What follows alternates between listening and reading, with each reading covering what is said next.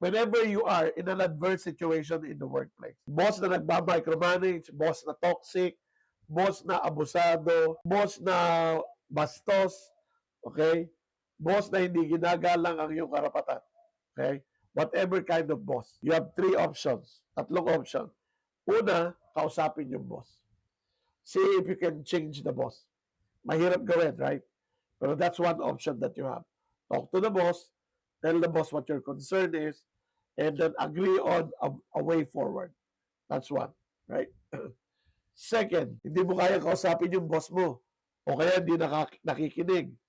Ano second option? Tiisin. Tiisin habang, halimbawa, wala akong malilipatan o kaya wala pa akong nade-develop na skill. Titiisin ko muna to. In the meantime, aayusin ko yung trabaho ko, i-develop ko yung sarili ko. Pag di siya nagbago, yung pangatlong option. Ano yung pangatlong option? Iwan. Iwanan mo yung boss na nang-aapi sa'yo. Make sense? Huwag mong tiisin. Masyadong maigsi ang buhay ng tao.